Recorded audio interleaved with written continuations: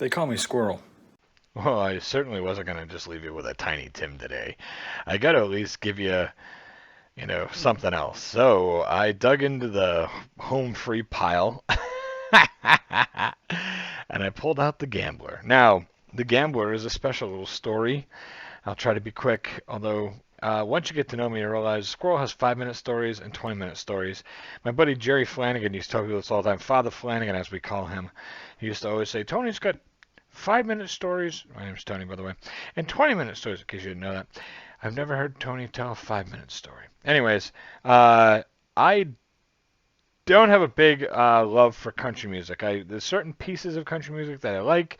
I never really got into the whole genre of country, and it's something I plan to explore here on the other side of Squirrel.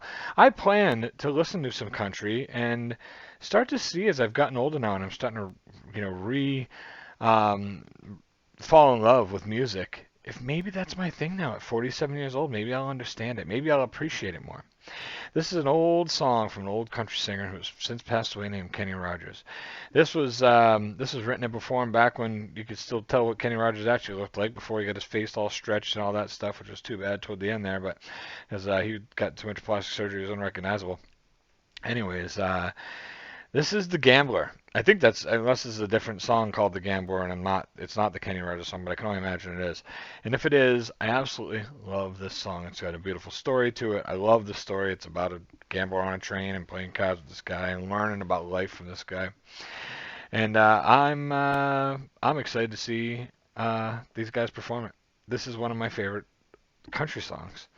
One of my all-time, probably one of my top, 30 or 40 favorite songs of all time.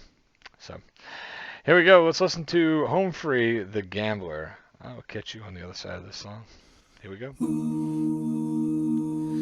On a warm summer's eve, on a train bound for nowhere, I met up with the gambler.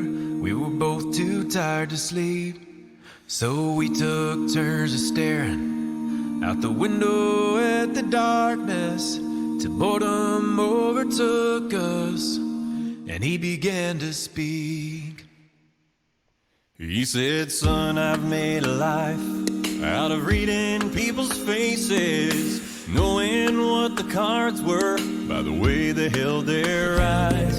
So if you don't mind me saying, I can see you're out of aces. For a taste of your whiskey, I'll give you some advice.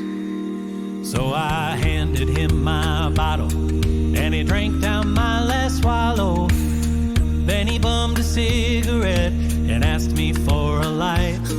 And the night got deathly quiet, and his face lost all expression. Said, if you're gonna play the game, boy, you gotta learn to play it right. You got to know when to hold 'em, know when to fold 'em, know when to walk away, and know when to run. You never count your money when you're sitting at the table. There'll be time enough for counting when the dealing's done.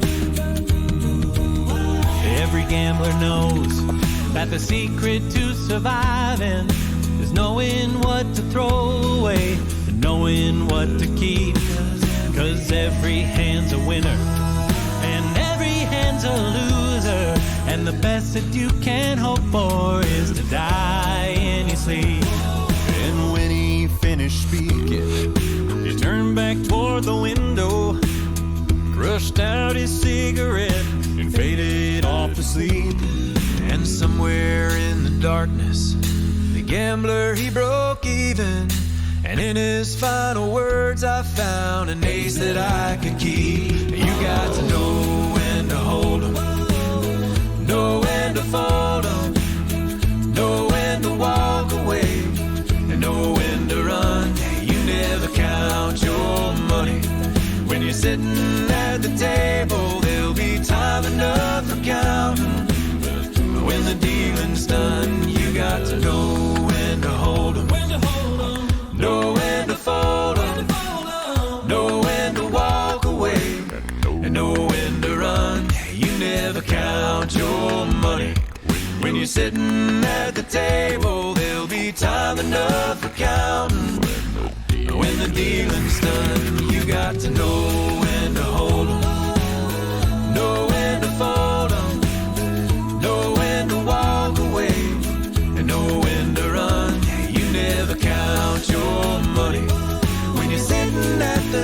careful, there'll be time enough for counting when the dealing's done.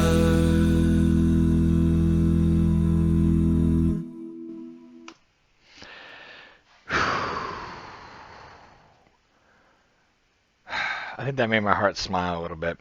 So, truth be told, the reason why I love this song is because it's one of those small things in life that reminds me of my grandmother.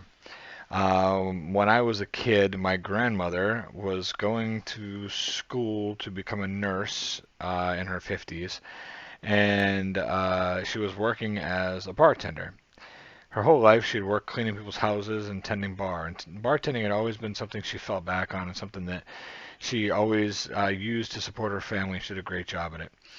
She worked at a bar that was a country bar with some rough people hanging out in there. Truck drivers coming in and out of town would go in there because they had a big parking lot. They had bikers hanging out in there. The locals were hanging out in there. And there was my grandmother, 5'2", running around like a crazy lady, and she would keep the whole bar going by herself, waiting tables, running bar, doing it all. Nobody ever messed with her. They all protected her. They loved her. She was their bartender. They didn't call her Rosemary. They called her Mike. They gave her a name. They gave her the name Mike because they told her if she's going to be hanging out with the truckers and the bikers, she needs to have a manly name to answer to. It's funny because all these years later, I still run into people and they tell me where they're from and everything, and I say, oh, you might remember my grandmother's restaurant because she opened up a diner years later. So yeah, Mike, you Mike's grandson? Still call her Mike. I love it.